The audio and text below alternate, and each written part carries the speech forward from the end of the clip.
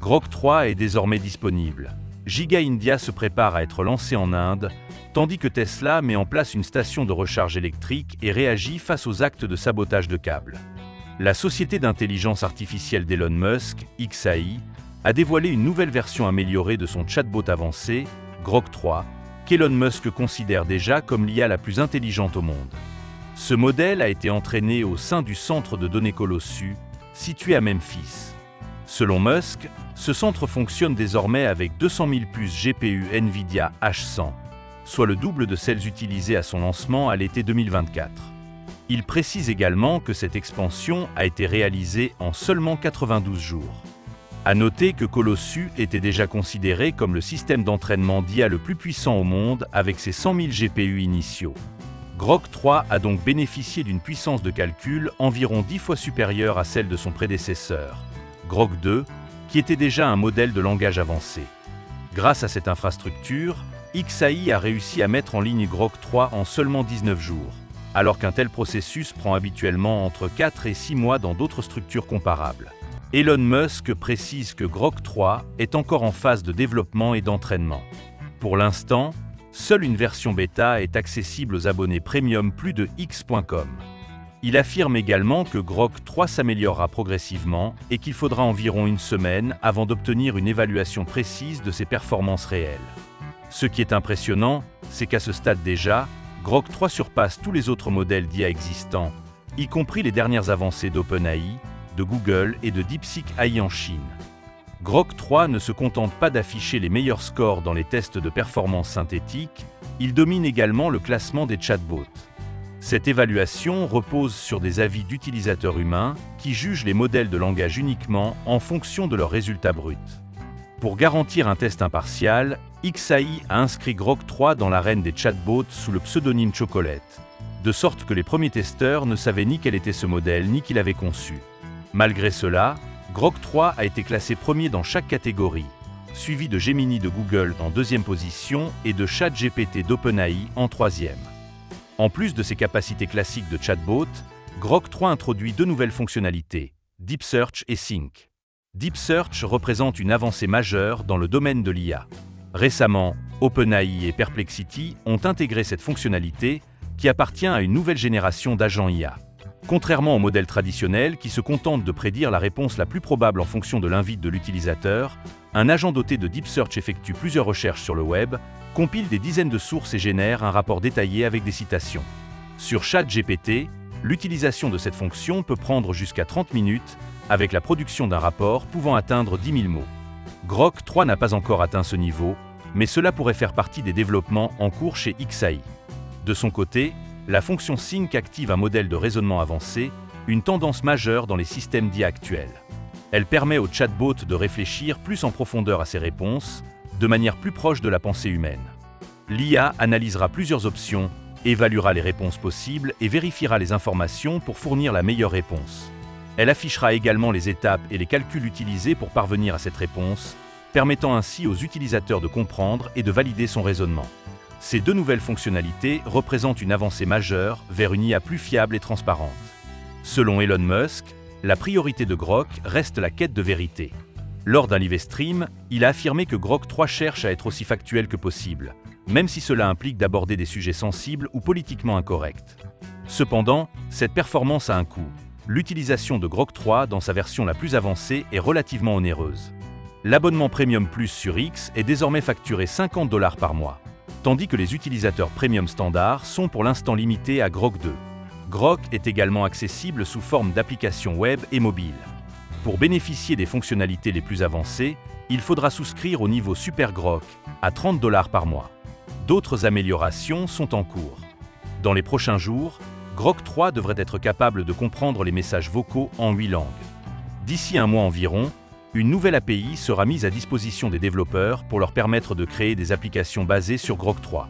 Et d'ici le troisième trimestre, Grok intégrera des capacités de collaboration multi-agents, ce qui lui permettra d'agir comme un véritable assistant numérique personnel, capable d'exécuter plusieurs tâches simultanément et de manière autonome.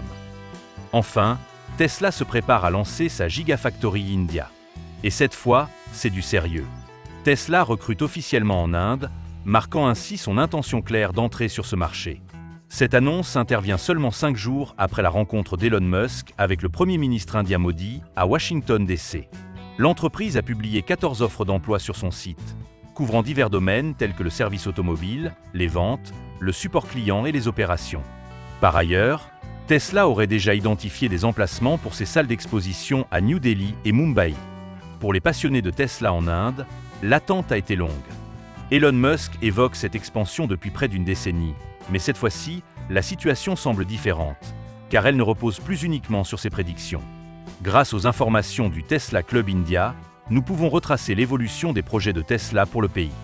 Tout a commencé en 2015, lorsqu'Elon Musk avait écarté l'idée en raison des droits d'importation élevés sur les voitures, espérant une réglementation spéciale pour les véhicules électriques. À l'époque, les discussions tournaient principalement autour des batteries. Cependant, il avait tout de même laissé entrevoir une possibilité en déclarant qu'au vu de la forte demande locale, une gigafactory en Inde pourrait avoir du sens à long terme. Le 1er avril 2016, Tesla annonçait l'ouverture des précommandes du Model 3 dans plusieurs pays, y compris l'Inde, tout en promettant un futur réseau de superchargeurs à travers le pays. Le lendemain, Elon précisait que Tesla travaillait sur une date officielle, affirmant que la marque serait présente en Inde avant le début de la production du Model 3. La production du Model 3 a débuté à la mi-2017, soit il y a près de 8 ans, et pourtant, Tesla n'est toujours pas présente en Inde. Fin 2018, Elon Musk espérait une implantation partielle en Inde, en Afrique et en Amérique du Sud d'ici la fin de l'année suivante, suivie d'une expansion plus large en 2020. Cependant, ces prévisions ne se sont pas concrétisées.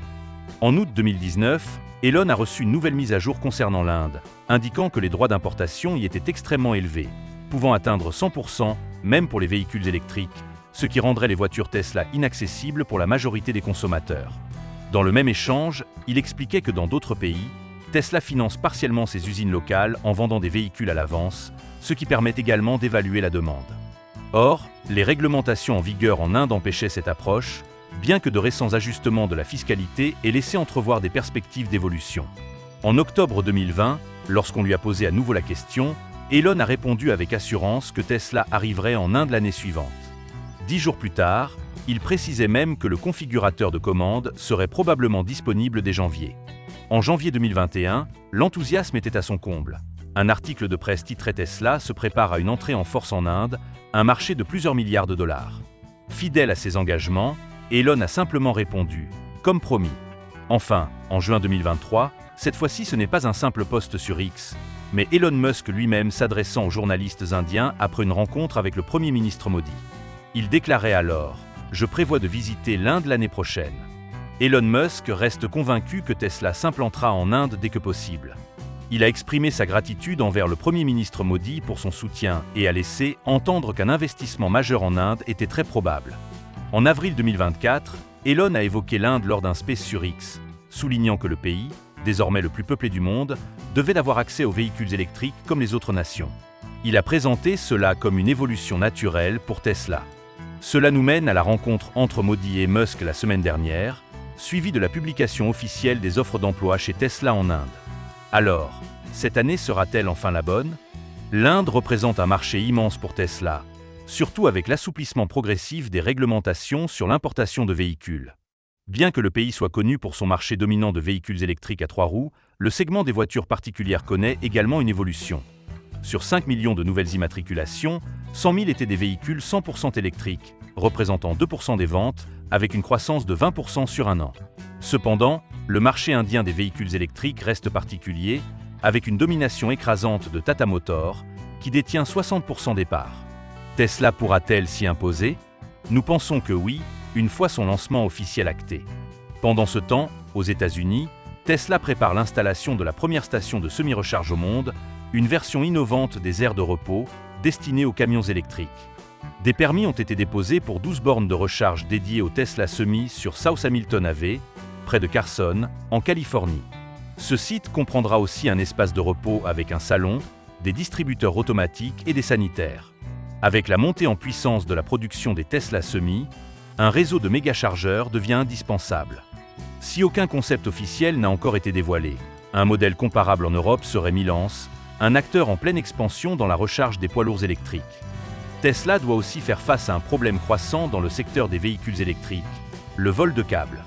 Pour lutter contre ce fléau, L'entreprise teste une solution innovante à Seattle, dit de fonder, un dispositif en acier inoxydable rempli d'un colorant bleu sous pression qui éclate lorsqu'un câble est sectionné, similaire au système de sécurité bancaire. Le chef de l'équipe de recharge de Tesla a confirmé que ce dispositif n'en était qu'au stade expérimental, mais d'autres solutions sont également à l'étude. De plus, Tesla prévoit d'apposer sa marque gravée sur tous ses câbles produits à Buffalo, New York, pour empêcher leur revente illégale. Une approche évolutive et économique, garantissant la sécurité sans nuire à l'expérience client.